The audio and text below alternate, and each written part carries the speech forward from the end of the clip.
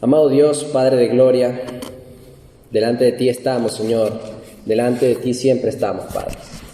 Te agradecemos, Señor, porque, como decía mi hermano, Señor, gracias porque tenemos la libertad de reunirnos, Señor, de escuchar de tu palabra y que no nos persiguen por eso, Señor. Te agradecemos porque tenemos esa oportunidad tan grande, esa puerta abierta, como dice tu palabra, de escucharte. Y te pedimos perdón, Señor, porque muchas veces no la aprovechamos, Señor. Te ruego, Señor, que en esta mañana tú seas guiándome, Señor, como un instrumento, Padre, de tu gloria. Que acá no sea mi nombre exaltado, sino el tuyo, Señor, y que tú seas conocido cada día, Señor. Que tu nombre, Señor, se conozca en cada familia de nosotros, que tu nombre se conozca en esta comunidad, en todo Ecuador y en todo el mundo, Señor. Úsame, Señor, en el nombre de Cristo Jesús. Amén y amén. Bueno, hermanos, como fue la temática de las canciones que mi esposa trajo, hoy vamos a hablar acerca de Jesús. Vamos a hablar acerca de su venida, vamos a hablar acerca de lo que va a pasar en ese día. Y para hacerlo quiero dirigirme a una parábola de la palabra que se encuentra en el Evangelio según Mateo, en el capítulo 25. Hay una parábola allí que a mi considerar por muchas ocasiones la he escuchado de personas. Me parece que es una de las parábolas que más ha sido estropeada, más ha sido mal interpretada y ha sido mal enseñada. Es la parábola de los talentos. Mateo capítulo 25, versículo 14. Y vamos a leer desde el 14 hasta el 30. Dice así la palabra del Señor, versículo 14. Porque el reino de los cielos es como un hombre que, yéndose lejos, llamó a sus siervos y les entregó sus bienes. A uno dio 5 talentos, y a otro 2, y a otro 1, a cada uno conforme a su capacidad, y luego se fue lejos. Y el que había recibido 5 talentos fue y negoció con ellos, y ganó otros 5 talentos. Asimismo, el que había recibido 2 ganó también otros 2. Pero el que había recibido 1 fue y cavó en la tierra y escondió el dinero de su señor. Después de mucho tiempo vino el señor de aquellos siervos y arregló cuenta con ellos. Y llegando el que había recibido 5 talentos, trajo otros 5 talentos, diciendo: Señor, 5 talentos me entregaste, aquí tienes, he ganado otros 5 talentos sobre ellos. Y su señor le dijo: Bien, buen siervo y fiel, sobre poco has sido fiel, sobre mucho te pondré. Entra en el gozo de tu señor. Llegando también el que había recibido 2 talentos, dijo: Señor, 2 talentos me entregaste, aquí tienes, he ganado otros 2 talentos sobre ellos. Su señor le dijo: Bien, buen siervo y fiel, sobre poco has sido fiel, sobre mucho te pondré. Entra en el gozo de tu señor. Pero llegando también el que había recibido 1 talento, dijo: Señor, te conocía que eres un hombre duro, que ciegas donde no sembraste y recoges donde no esparciste. Por lo cual tuve miedo y fui y escondí tu talento en la tierra. Aquí tienes lo que es tuyo. Respondiendo su señor le dijo: Siervo malo y negligente, ¿sabías que ciego donde no sembré y que recojo donde no esparcí?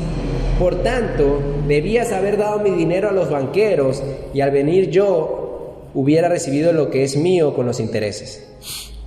Quitadle pues el talento y dadlo al que tiene 10 talentos, porque al que tiene le será dado y tendrá más, y al que no tiene, aún lo que tiene le será quitado. Y el siervo inútil echadle en las tinieblas de afuera, allí será el lloro y el crujir de dientes. Como decía hace un momento, esta es una de las parábolas del Evangelio que ha sido más maltratada a través de la historia, porque se confunde su objetivo, como si se quisiera enseñar acerca de inversiones y negocios y sobre proyectos. Y ese no es el corazón de esta parábola. Y para entenderlo, debemos saber por qué Jesús dio esta parábola. ¿Sí? La palabra de Dios es una palabra que es ordenada de manera sistemática a tal punto que podemos entender por qué razón se dicen las cosas, quién las dijo y a quién se las dijo. Para entender la parábola de los talentos deberíamos entender primero qué quiso responder Jesús allí. Vamos un poquito más atrás, en el capítulo 24 de Mateo. No cierren sus Biblias, estaremos allí un buen rato. La parábola de los talentos es una respuesta de Jesús a sus discípulos acerca de una pregunta que le hicieron en el versículo 1, 2 y 3 del capítulo 24. Dice: cuando Jesús salió del templo y se iba, se acercaron sus discípulos para mostrarle los edificios del templo. Respondiendo él les dijo: ¿veis todo esto? De cierto os digo que no quedará aquí piedra sobre piedra que no sea derribada. Y estando él sentado en el monte de los olivos, los discípulos se le acercaron aparte, diciendo: dinos, ¿cuándo serán estas cosas y qué señal habrá de tu venida y del fin de los siglos? Entonces, si entendemos que la parábola de los talentos está conectada con esta pregunta, sabremos de antemano qué quiso decir Jesús.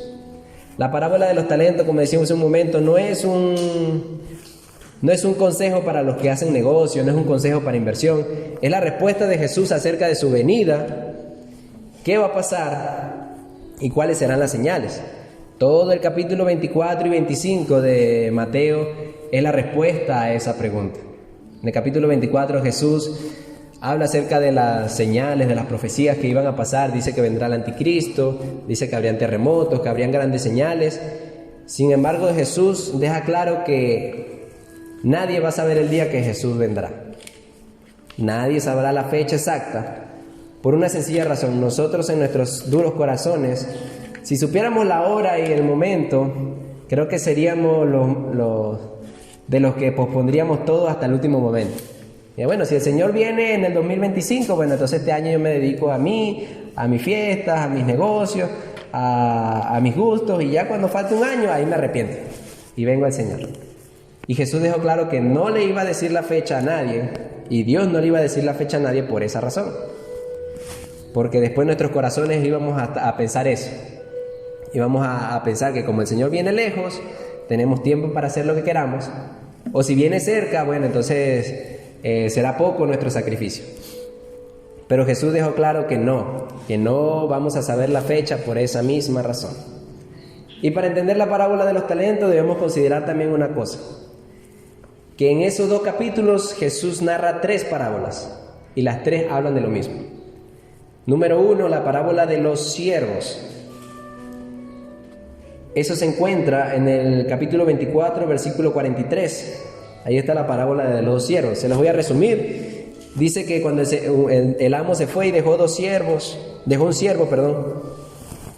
Dice que el siervo bueno, el buen siervo de esa parábola, sabía que debía obedecer a su amo y lo hizo.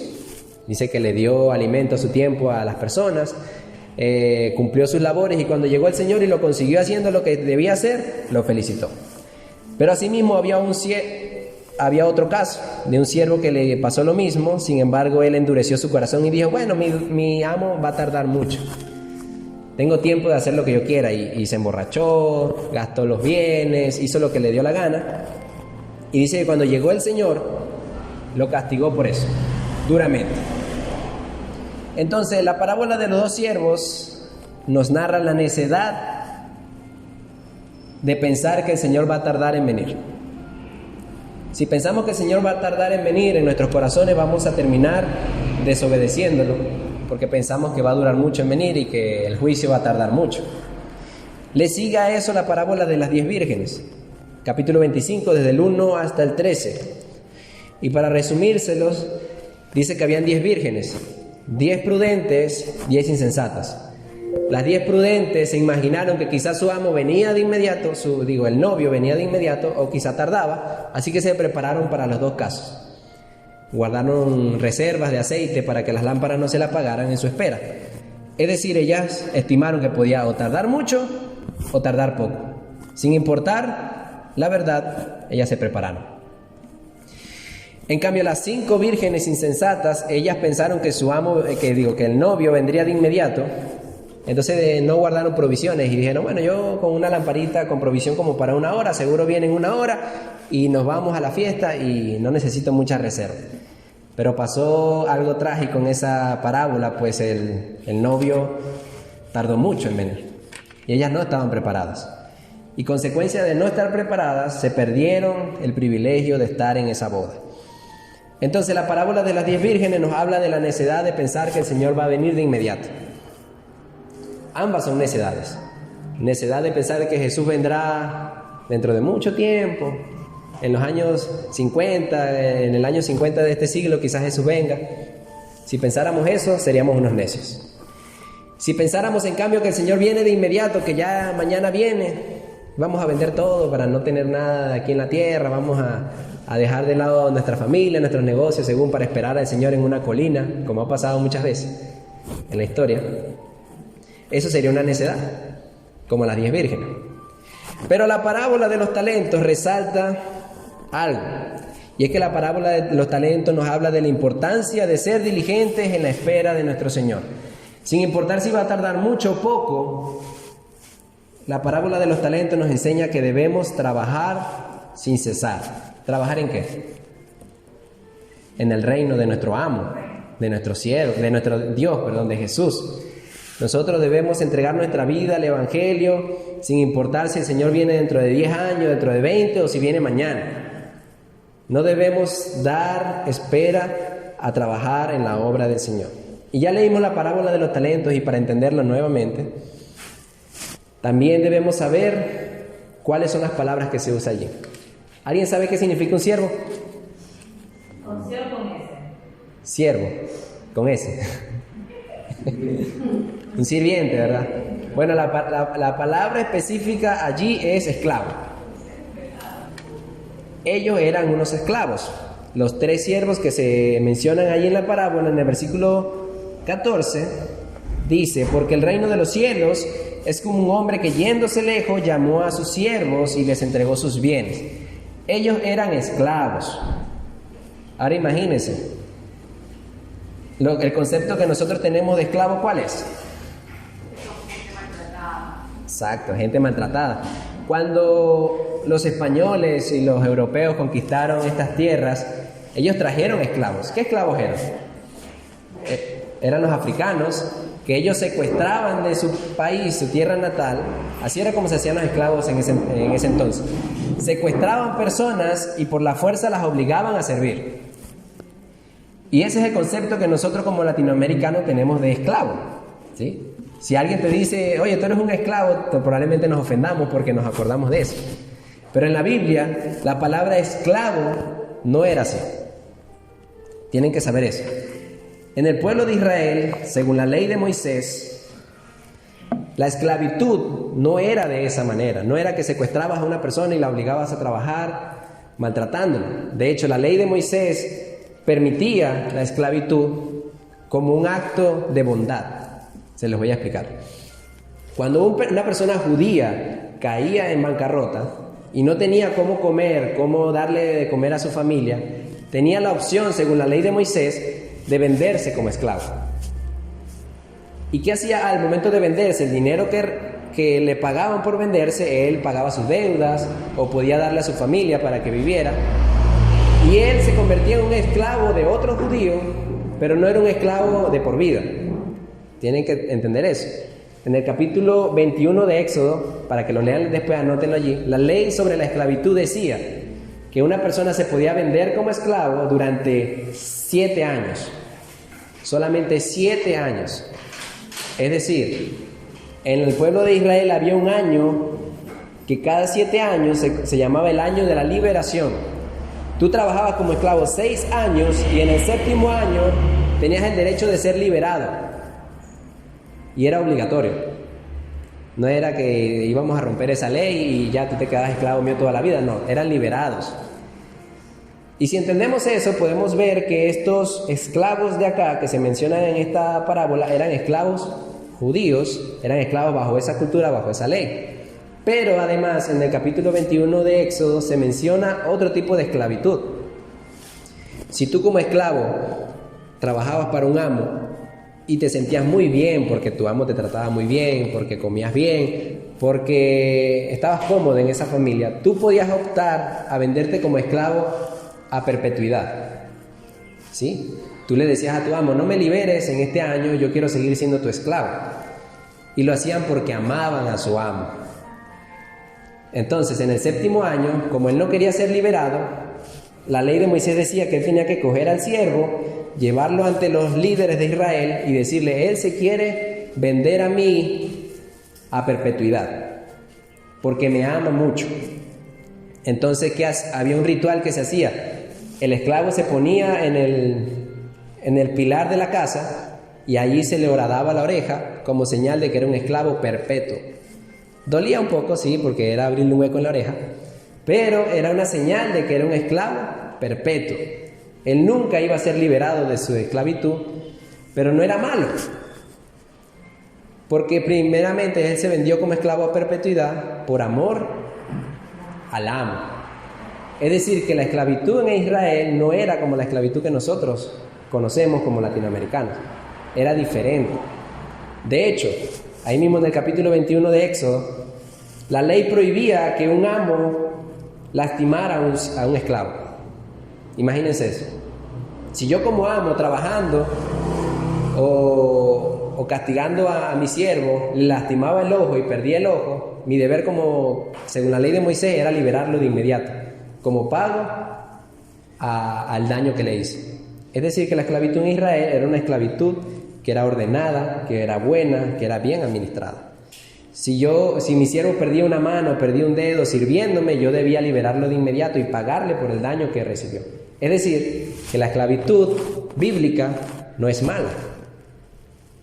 Nosotros, en cambio, somos llamados esclavos de Cristo. Y no es para que nos sintamos mal, es para que lo veamos de esta manera. Yo soy esclavo de Cristo, mi amo me ama, yo le amo a Él, y es una esclavitud voluntaria y buena. Y estos siervos que se narran acá en la parábola de los talentos eran ese tipo de siervos. Ellos habían declarado que amaban a su amo y le servían a perpetuidad. Lo sabemos por el tiempo que se menciona ahí en la Escritura, dice que se fue durante mucho tiempo.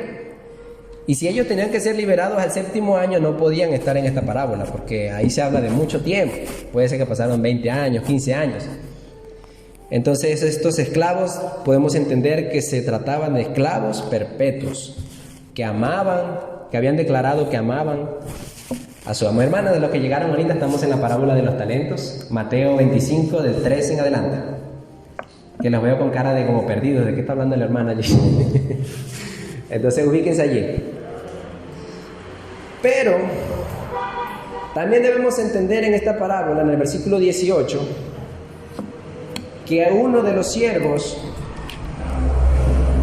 no había hecho una declaración de amor sincera.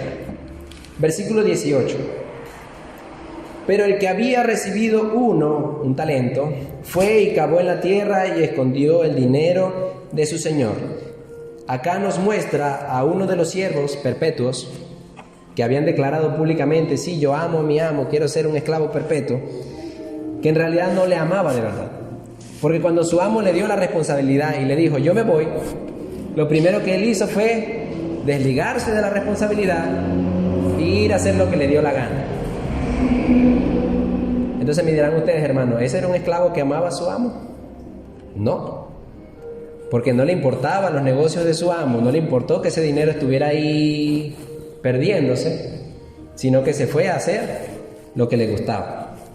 Y eso pasa muchas veces en la actualidad, cuando una persona es empleada de otra, cuando depende de otra persona, y la persona no lo está viendo, lo primero que hace es: bueno, me voy a dar vida, entonces no cumplo mis labores, como igual no me están viendo, yo prefiero no hacer nada. Pero si uno de verdad amara a sus patrones, al trabajo que uno tiene, uno en los momentos que no lo están viendo, igual así, uno debe ser fiel y leal a su patrón. Entonces vemos acá que uno de los siervos no amaba de verdad a su patrón. Importante que recalquen eso. Ahora, otra cosa que debemos entender: ¿qué es un talento?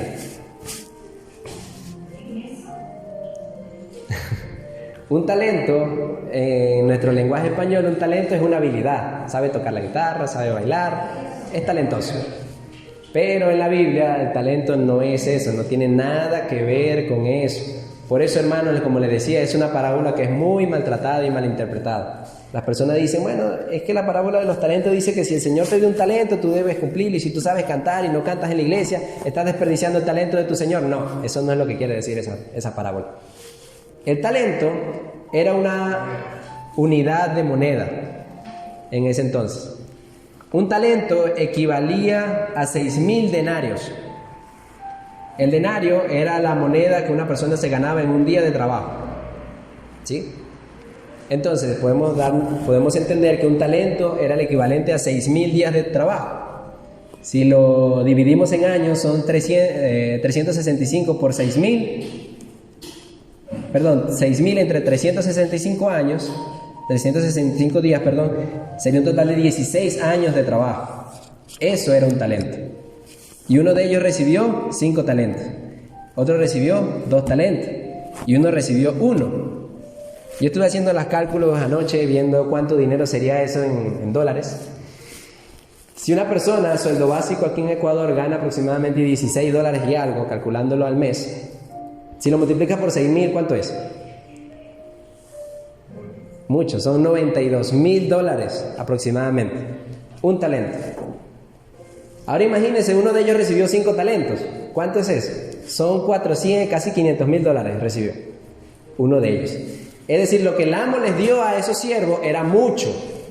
Aún el que le dio un talento era mucho dinero. Si a ti te dieran $92.000 ahorita en este momento, ¿qué harías? Es mucho. Probablemente ni te imaginarías qué harías con tanto dinero. Pero, como su amo era su amo, y ellos su vida se la habían entregado a ese amo, quiere decir que ese dinero no era para que ellos se lo gastaran en ellos, no era para que se dieran vida, era un dinero que pertenecía a su amo. Entonces ellos tenían que hacer que ese dinero le produjera a su amo. Tienen que entenderlo de esa manera, hermanos. Eran esclavos que habían dado su vida a otra persona. Ellos no podían darse el lujo de pensar en ellos mismos. Ellos no podían decir, bueno, mis sueños, mis metas, mis propósitos. Y eso es lo que la palabra nos llama a nosotros a hacer también. Si tú dijiste un día, Señor, yo te entrego mi vida, no es para que tú te pongas a ti primero y después a Jesús. Es primero Jesús y después tú. ¿Sí? Y estos siervos recibieron 5 talentos, 2 talentos y 1 talento. Ese dinero no era para que se lo gastaran en ellos mismos, era para su amo, era para que lo hicieran producir. Entendiendo eso, también lo que quiere resaltar esta enseñanza es que lo que se nos dejó a nosotros como sus siervos era algo de mucho valor. Dejen de un lado la cantidad, hermanos, dejen de un lado si eran $92.000, si eran un talento. Imagínense solamente que lo que Jesús nos dejó a nosotros es algo de mucho valor. En ese entonces, 6.000 días de trabajo. Lo que Jesús no quiere que nos enredemos es en la cantidad, que veamos cuántos números eran y que nos enredemos en esas cantidades, sino que entendamos que lo que Dios nos ha dado a nosotros para administrar es algo de gran valor. ¿Y qué es eso que Jesús nos dejó? ¿Se pueden imaginar qué es lo que Jesús nos dejó? Sí, puede ser la salvación, pero en realidad lo que esta parábola nos quiere dar a entender, al final se los voy a explicar, es que lo que se nos dejó de gran valor es el Evangelio, el mensaje del Evangelio. No cierren sus Biblias allí en Mateo, pero vamos un poco más adelante, a 2 de Corintios, capítulo 4, versículo 7.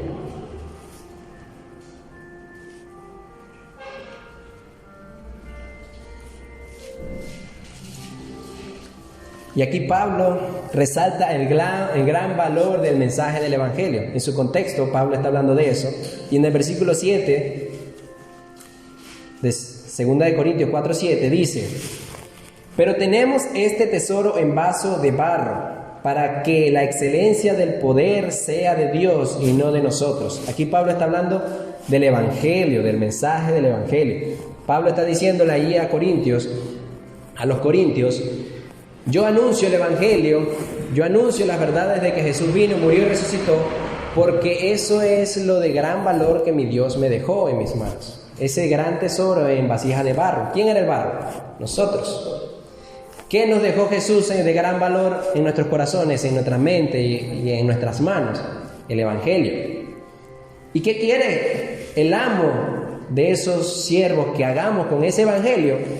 Que lo hagamos producir.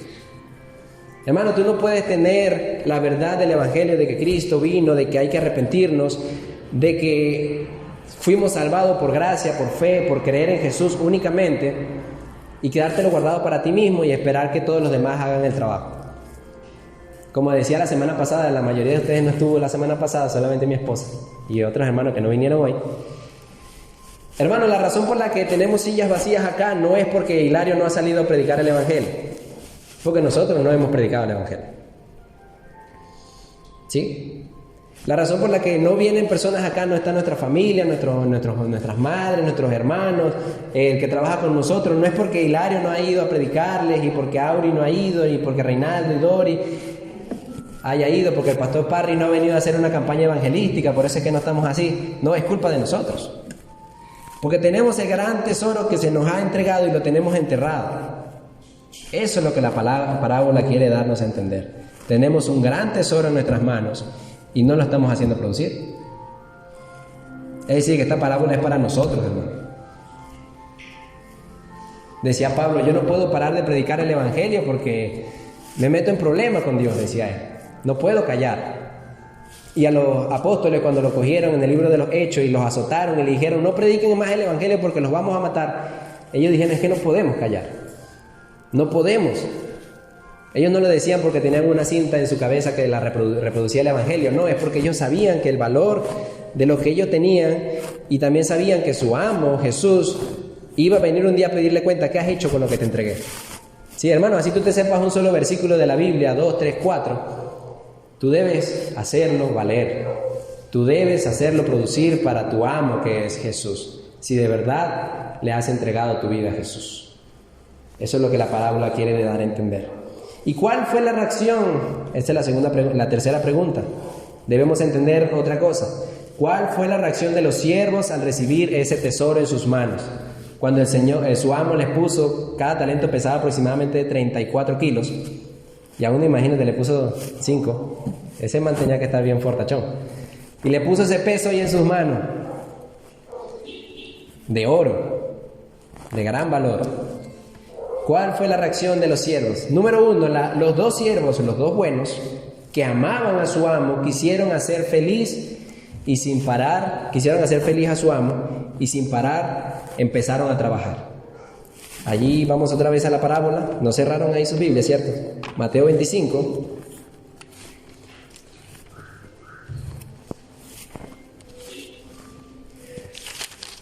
Mateo 25 dice,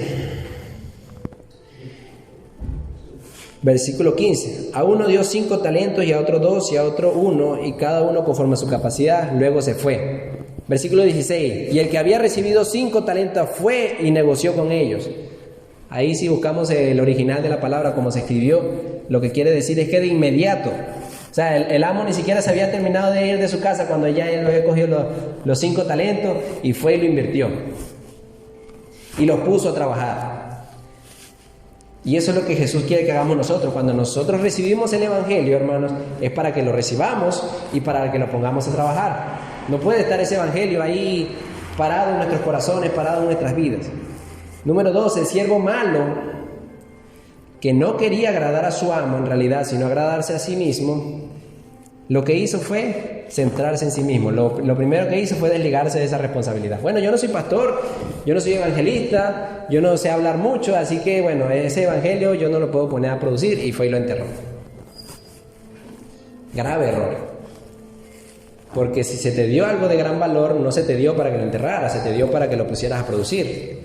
Y así como decía hace un momento, así sea un solo versículo que te sepas, así sea unas pequeñas palabras que te sepas, no debes desperdiciar ninguna oportunidad para predicar el Evangelio. Es difícil, hermano, lo sé. Llegar y una persona que tú no conoces y de inmediato llegar y predicarle el Evangelio, es difícil. Porque nos da pena, porque no lo conocemos, no vaya a ser que nos metan un golpe más bien por estar de hecho los sabidos. Pero igual hay que hacerlo. Hay que predicar el Evangelio. ¿Cuánto nomás si tenemos familia a la que hacemos reuniones familiares, nos invitan, amigos, personas que trabajan con nosotros y tenemos todo el día para predicarles el Evangelio y pasamos todo el día y no les hablamos nada de Cristo? Hablamos del partido de fútbol, hablamos de cómo está la economía, de que ganó Lazo, perdió el otro, de que todo está así, que Maduro, que Chávez, y hablamos de todos los temas y no hablamos del Evangelio.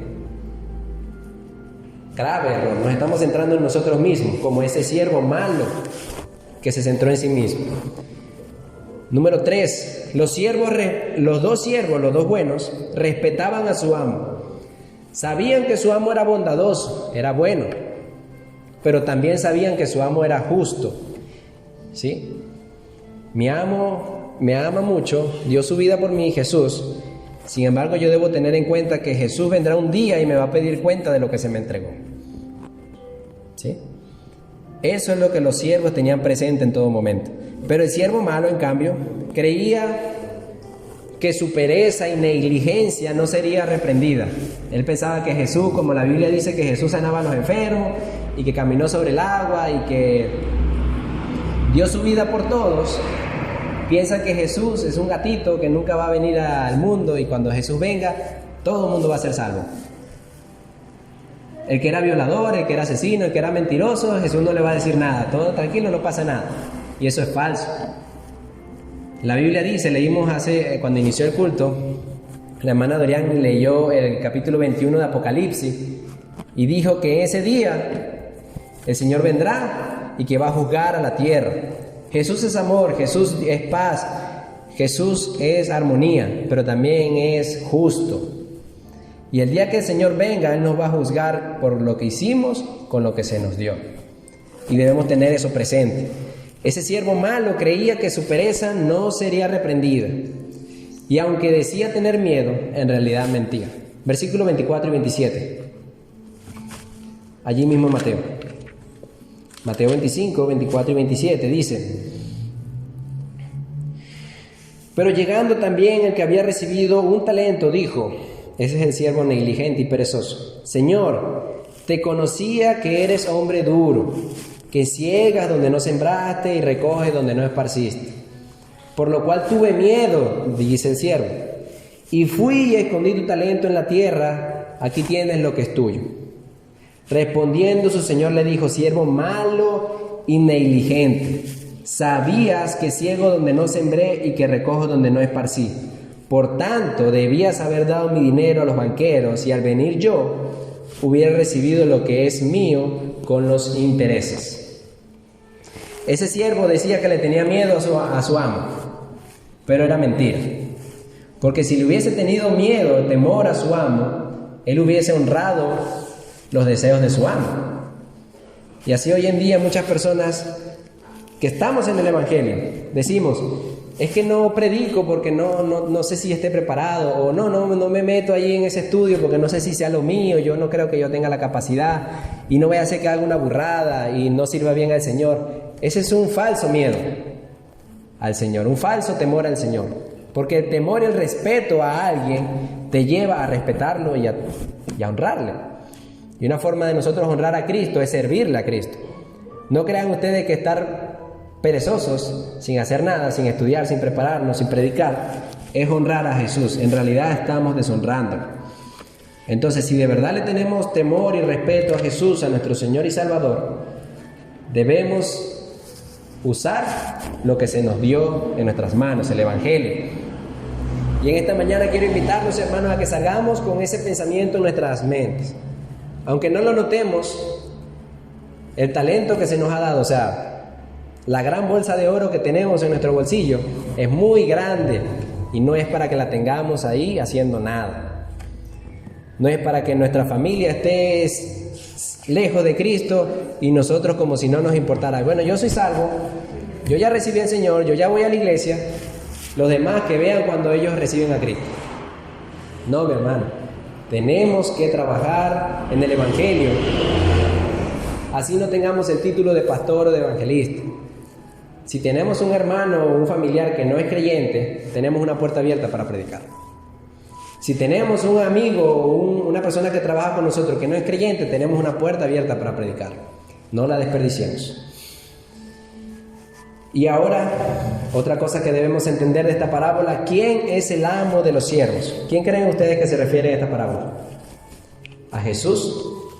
Jesús vino y se fue durante un largo tiempo, pero volverá. El amo que se fue durante un tiempo es Jesús. Ese amo nos dejó un tesoro muy grande. Ese amo volverá y sin importar cuánto tarde, la diligencia debe ser la misma. La diligencia debe ser la misma. Jesús quiere que seamos diligentes en su evangelio. Hermanos, si tenemos la oportunidad de un estudio bíblico, de conocer más al Señor, de un discipulado, de leer la Biblia, así sea 1 hora, media hora en nuestras casas, hagámoslos. Seamos diligentes. Porque como decía al principio, tú le entregaste la vida a Jesús o le entregaste los domingos nada más. ¿Eres un siervo de 7 años o eres un siervo perpetuo? Es la pregunta. ¿Le entregaste la vida a Jesús para solamente venir a escucharlo los domingos o le entregaste toda tu vida a Jesús? Entonces eso es lo que debemos preguntarnos. ¿De verdad yo le entregué toda mi vida a Jesús o solamente un pedacito los domingos en la mañana? ¿O solamente un pedacito los días que hacemos estudio bíblico y toda la semana yo no soy de Jesús, soy mío nada más? Esa es una pregunta que debemos hacer. Jesús un día nos pedirá cuenta de los que nos dio. Qué terrible será el día que Jesús venga en su segunda venida. Qué terrible será. Y eso es algo que nos debe dar temor. Temor el día que Jesús venga en su segunda venida y que nosotros hayamos sido perezosos y negligentes en el evangelio. Es algo que debe darnos temor. ¿Y qué debemos hacer? ¿Qué quiere esta parábola que nosotros entendamos? Número 1, que nuestra entrega sea real y completa. Como decía hace un momento, ¿eres un esclavo a tiempo completo? ¿O eres medio esclavo? ¿O eres solamente esclavo un día? ¿Eres un empleado a medio tiempo? Como están las labores por allí hoy en día. Hay personas que trabajan el horario corrido, las 8 horas. Hay personas que trabajan 4 horas. Hay personas que trabajan 2 horas. Entonces, ¿cuál de esos somos nosotros? ¿Somos un empleado que trabaja las 24 horas o somos una persona que es cristiana solamente unos días a la semana? Segunda de Timoteo 2:4 dice algo muy importante que nosotros debemos también entender. Que nosotros somos esclavos, pero también somos soldados de Cristo. Segunda de Timoteo 2:4 dice: ninguno que milita se enreda en los negocios de la vida a fin de agradar a aquel que lo tomó por soldado. ¿Allí está? Ok. Si nosotros hemos sido, ¿alguno de ustedes ha estado en las Fuerzas Armadas? ¿En la milicia, algo así? No. Bueno, yo sí estuve un tiempo, un año. Hermano, ser un militar es cosa seria, porque tú no eres tuyo. O sea, literal, desde que tú te paras en la fuerza, cuando yo estuve en la Marina, desde que tú te paras hasta que te acuestas, todo está cronometrado y está en un papelito que el que dirige ese día te dice que hagas. Tú no puedes coger, ¿sabes qué? No, yo voy a dormir un rato porque tengo sueño y te vas al mediodía a pegarte una siesta. No, tú no puedes hacer eso. Si tú eres militar, tú le diste tu vida a las Fuerzas Armadas. Entonces, desde que suena la trompeta a las 5 de la mañana, tienes que pararte, tienes 15 minutos para vestirte, cepillarte, para después estar en el comedor, comer durante media hora. Después de esa media hora tienes que entrar a clase, después de que salgas de clase tienes que ir a formación, después de ir a formación tienes que hacer otras actividades. Todo está cronometrado. Tú no te perteneces a ti mismo. Eso es ser un militar. Y Jesús nos está diciendo, Pablo aquí nos está diciendo en 2 de Timoteo que nosotros somos militares de Cristo. Entonces, ¿cómo es eso que nosotros somos militares de Cristo pero hacemos lo que nos dé la gana? ¿Sí? ¿Cómo es eso que nosotros somos militares de Cristo y de 24 horas le dedicamos 5 minutos nada más al Señor? Entonces no somos militares, somos civiles, vestidos de militares. Entonces eso es lo que el Señor quiere darnos a entender. Número 2, que entendamos que se nos dejó como administradores de un gran tesoro, el Evangelio. Nuevamente les recalco, el Evangelio vale mucho y ahí lo tenemos. Número 3, que debemos ser diligentes y anunciar su Evangelio. Efesios 5, del 15 al 17 dice lo siguiente, ya les leo. Miren lo que dice aquí la palabra. Sorprendente como el Señor, todo está conectado en la palabra. Mirad, pues, con diligencia cómo andéis, no como necios, sino como sabios, aprovechando bien el tiempo, porque los días son malos. Por tanto, no seáis insensatos, sino entendidos de cuál sea la voluntad de Dios. ¿Qué nos dice el versículo 15? Versículo 17. A ver. Sí, desde el 17 en adelante. De 15, perdón. Versículo 16. Aprovechando bien el tiempo. ¿Cuánto tiempo aprovechamos nosotros al día para conocer más al Señor? Buena pregunta que nos hagamos, ¿no? ¿Cuánto tiempo al día leemos su palabra? ¿Cuánto tiempo al día oramos? ¿Cuánto tiempo al día escuchamos una enseñanza? Hermano, es tan fácil hoy en día entender la palabra. Hoy en día es el momento donde más acceso tenemos a la palabra. En los tiempos de antes, una iglesia, lo único que recibía era una carta como de este tamaño. Imagínense una carta corta, qué sé yo, Tito. Pablo le enviaba esta carta a Tito. Y eso era lo único que Tito tenía en sus manos para predicar el Evangelio, para conocer el Evangelio. Solamente eso tenía. Y hoy en día nosotros tenemos la Biblia entera impresa. Tenemos el internet para investigar lo que no entendamos. Tenemos el YouTube para ver una prédica ya entera sin nosotros necesidad de formarlas.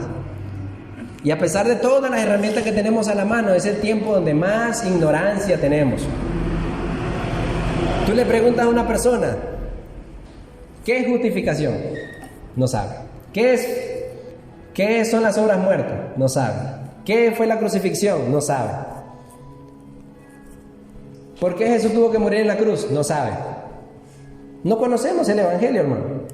No conocemos por qué están las promesas allí. No sabemos cuándo vendrá, qué pasará en la segunda venida del Señor.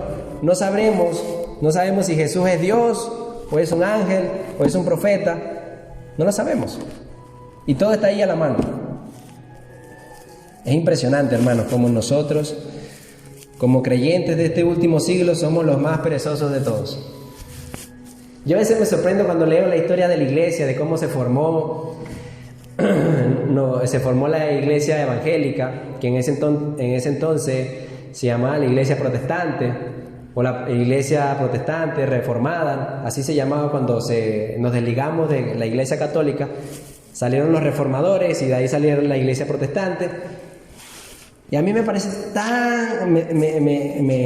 me siento tan abrumado al solamente leer uno de los escritos de Martín Lutero o de otros grandes eruditos de ese entonces, personas que solamente tenían esto, no tenían internet, no tenían diccionarios, solo tenían esto.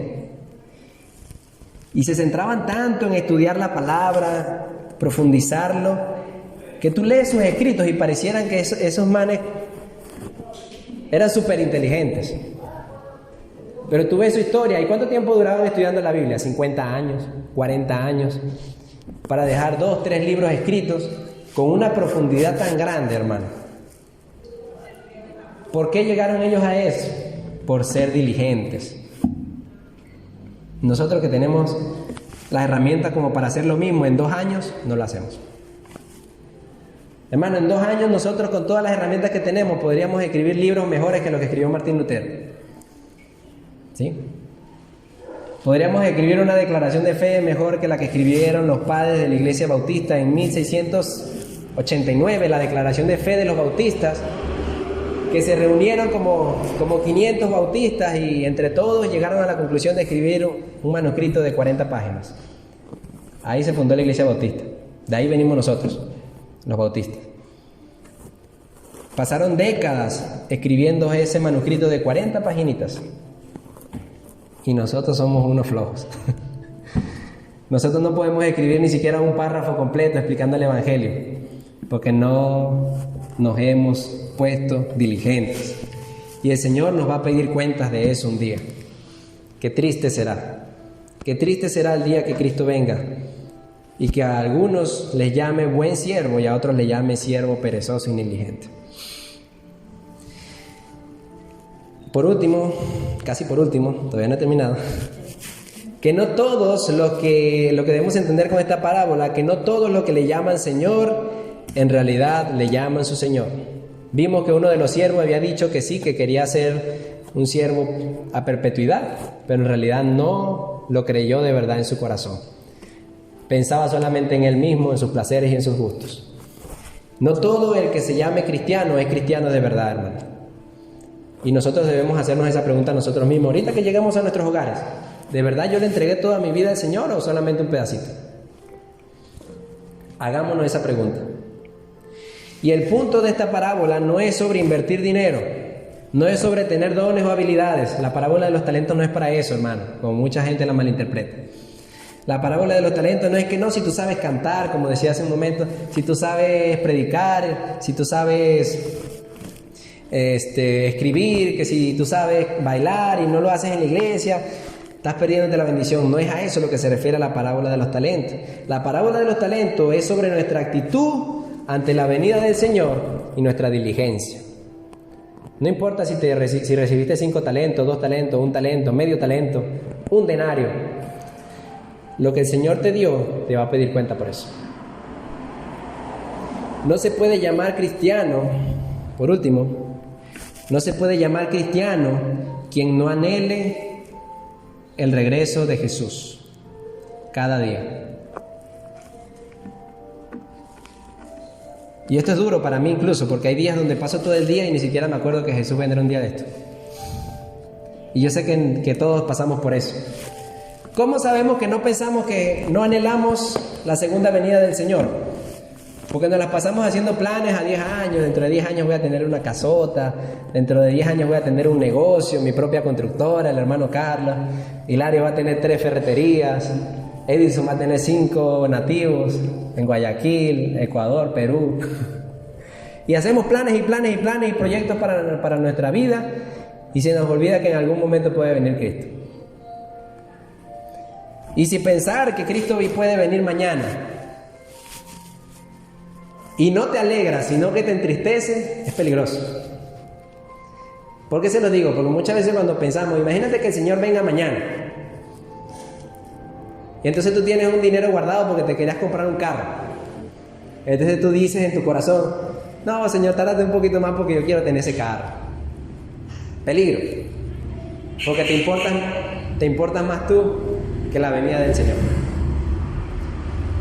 Está bien que hagamos planes, está bien que hagamos negocios para el futuro, está bien que hagamos proyectos, pero como dice Santiago, no digamos voy a hacer esto mañana, pasado mañana, sino si el Señor quiere. Entonces esa debe ser nuestra actitud. Hermanos, si emprendemos un negocio, si emprendemos un proyecto, si queremos comprarnos algo, siempre pon antes de tu proyecto la venida del Señor. Di, bueno, si Dios no ha venido todavía, voy a hacer esto o lo otro. Pero tengo que trabajar fervientemente en el talento que el Señor me ha dado. Y todos hemos recibido un talento de acá. Si tú recibiste a Jesús como tu Señor y Salvador, si tú conociste el Evangelio de Jesús, la salvación y el arrepentimiento, tú has recibido todo lo necesario para servir al Señor. Entonces en esta mañana, hermanos, a manera de conclusión, quiero recordarles que la parábola de los talentos es un recordatorio de la inminente segunda venida de Cristo. Siempre la mayoría de las veces cuando nos vamos a quedar dormidos, mi esposa y yo siempre nos decimos el uno al otro, si Cristo no ha venido, espero verte mañana. Y esa es una práctica que a nosotros nos da risa, pero a la vez es algo que debería ser así siempre. Nos vamos a acostar ya cuando ya hemos hecho todo lo que vamos a hacer en el día, ya estamos cansados, y nos miramos uno al otro y decimos, bueno, si Cristo no ha venido mañana, si no viene esta noche mientras dormimos, espero verte mañana. Entonces, hermanos, ¿tú piensas en eso? ¿Tú tienes en consideración que Cristo puede venir en cualquier momento? ¿O eres como el siervo de la parábola de los 2 siervos que piensa que Jesús va a tardar mucho? Jesús viene dentro de 50 años. ¿Eres de esos? ¿O eres como las 10 vírgenes, las 5 insensatas que dijeron dentro de su corazón, el Señor viene enseguida? y no se preparan. ¿A qué se refiere esa preparación? Debemos prepararnos tanto como para la tardanza de Jesús como para la inminente llegada. Para los dos momentos debemos estar preparados. ¿Sí? Es así. Y la parábola de los talentos nos recuerda que debemos ser diligentes. Así sea en el banco, mete ese talento, hermano, para que le produzca para Cristo. Produzca para Cristo, para su reino, para la gloria de Cristo, para que cuando Jesús venga, todos los que vayan a ser salvos estén allí. Porque esa es una de las razones por las que Jesús no ha venido. Porque todavía falta predicar el Evangelio. Todo este sufrimiento que estamos padeciendo, hermanos, ¿sabe por qué? Porque los cristianos no predicamos. Ya Cristo hubiese venido hace rato, si el Evangelio ya se hubiese predicado en todo el mundo. Pero somos perezosos. Pensamos en nosotros mismos, pensamos en nuestros planes, pensamos solamente en nuestro egoísmo y no pensamos en agradar al amo que entre comillas le entregamos nuestra vida. Vamos a ponernos de pies.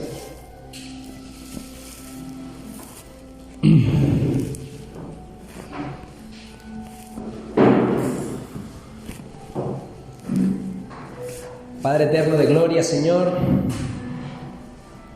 nos ponemos delante de ti, Señor, a pedirte perdón, Señor. Te rogamos, te suplicamos que nos perdones por nuestra negligencia, Señor. Porque tú nos has entregado el talento de gran valor que es el Evangelio de Jesucristo. Y nosotros somos perezosos y negligentes y no lo predicamos, Señor. Padre, Señor, ayúdanos a salir en esta mañana de aquí conscientes de que tú vendrás un día, Señor. Puede ser esta noche, puede ser dentro de 3 días, puede ser dentro de 10 años. Señor, y yo no he empezado siquiera a invertir el talento que tú me has dado, Señor. Ay de nosotros, Señor, si tú vienes en ese día, Señor, y nosotros no hemos hecho nada con lo que nos has entregado. Padre, te ruego que nos des esa convicción en esta mañana. Padre, si alguno de nosotros tiene un amigo, un familiar, un hermano, un conocido que no conoce a Cristo, Señor, que en nuestro corazón empiece ese ferviente anhelo, Señor, de poner a producir tu Evangelio, Señor. Predicarle a nuestros padres, a nuestros hermanos, a nuestros hijos, Señor. Para que llenemos esta congregación, no de personas que vengan a calentar la silla, Señor, que vengan, Señor, a escuchar y a irse como si nada, Señor. Sino que llenemos esta congregación de personas que de verdad te amen, Señor. Que de verdad entreguen su vida al Evangelio, Señor. Señor, te ruego que si en nuestro corazón pensamos únicamente en nosotros y en nuestros proyectos, Señor, tú nos quites esos malos pensamientos. Que quites esa falsa entrega, Señor. Que quites esa falsa milicia, Señor, de nuestras vidas. Que pongas una verdadera entrega al 100% a tu obra, Señor. Bendice esta congregación. Bendice nuestros corazones y ayúdanos a amarte de verdad. En el nombre de Cristo Jesús te lo ruego, Señor. Amén y amén. Pueden sentarse. Mi esposa.